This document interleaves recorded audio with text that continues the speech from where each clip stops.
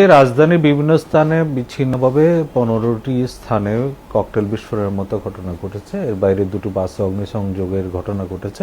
এগুলো বিচ্ছিন্ন ঘটনা এবং আমরা এগুলোর উপর নজর রাখছি। এইসব ঘটনার সাথে জড়িত অনেককে ইতিমধ্যে আইনের আওতায় আনা হয়েছে। আমরা মনে করি যারা বিভিন্নভাবে সামাজিক যোগাযোগ মাধ্যমে বিভিন্ন কর্মসূচি পালনের নামে জনমনে আতঙ্ক সৃষ্টি করার চেষ্টা করছেন, এটা তাদের জড়িত থাকার তাদের লোকজন অনেকেই এসবের সাথে জড়িত।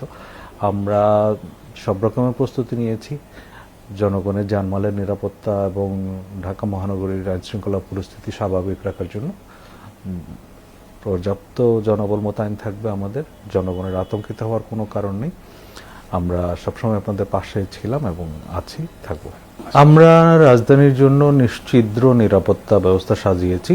এটা আমি জনসাধারণকে, বিশেষ করে ঢাকা মহানগরবাসীকে আশ্বস্ত করতে চাই। ঢাকা মেট্রোপলিটন পুলিশ সবকিছু বিবেচনা রেখে তার জনবল এবং লজিস্টিক্স সেগুলো সর্বোত্তম ব্যবহারের মাধ্যমে আপনাদের জানমালের নিরাপত্তা নিশ্চিত করবে এবং সাথে সাথে নগরের আইন শৃঙ্খলা পরিস্থিতি সমুন্নত রাখবে। আমরা সবসময় প্রস্তুত থাকি। পুলিশ জনগণের যে কোনো মুহূর্তে যে সাড়া দেওয়ার জন্য পুলিশের সর্বাত্মক প্রস্তুতি সবসময় থাকে।